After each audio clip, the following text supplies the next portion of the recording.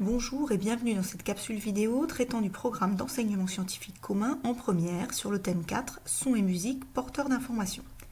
Ce thème appelle de nombreuses notions de physique indispensables à sa compréhension. Celles-ci vous seront données lors des cours de physique-chimie. Pour ce qui est du chapitre 4, s'intitulant Entendre la musique, nous le traiterons en SVT puisqu'il s'agit d'étudier l'oreille et son fonctionnement. Afin de commencer, quelques rappels de physique-chimie seront tout de même nécessaires afin de savoir ce qu'est un son. À ce titre, vous pouvez regarder un extrait de C'est pas sorcier intitulé Qu'est-ce qu'un son, dont le lien est noté sous le titre de cette capsule.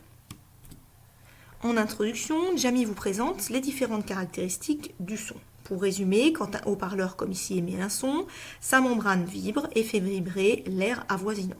Cela fait subir aux molécules d'air une surpression, ici, avant de se détendre. Ce mouvement se transmet de proche en proche et est symbolisé par la différence de densité des molécules d'air représentées par les petits points bleus.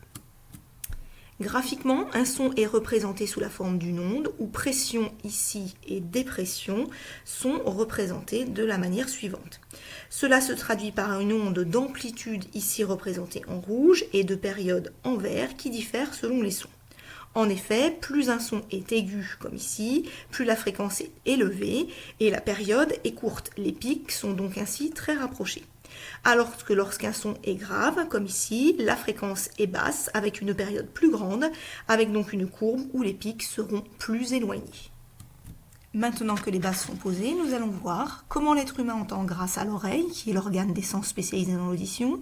Pour cela, nous allons commencer par la mise en évidence des capacités auditives de nos oreilles et des dangers d'une écoute trop forte. Sur ce schéma, nous voyons que les surpressions et les dépressions liées au son, que nous avons donc expliqué précédemment, vont venir faire vibrer le tympan à l'intérieur de l'oreille. Nous rentrerons plus en détail plus tard. On caractérise un son par 3 valeurs, sa fréquence en Hertz, son niveau sonore ou intensité en décibels et sa durée en secondes. Afin de mettre en évidence les capacités auditives de nos oreilles, je vous propose l'activité suivante. Un entrepreneur a conçu un boîtier anti-jeunes car il a constaté que beaucoup de commerçants se plaignaient de voir les jeunes traîner devant leur boutique.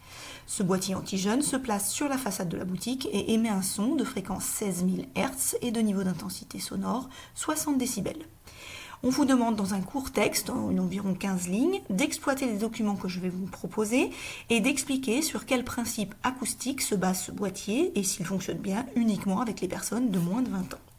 Afin de réaliser cette activité, je vous ai envoyé les documents nécessaires par l'ENT. Les voici. Vous avez donc ici un diagramme du champ auditif humain.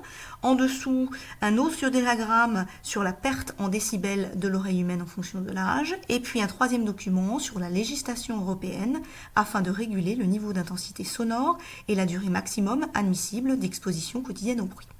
L'ensemble de ces documents vous permet de répondre à la question de la diapositive précédente, c'est-à-dire de les relier à la problématique sur le boîtier anti-jeunes. La correction sera apportée par la prochaine vidéo. En attendant, bon courage à tous et à bientôt.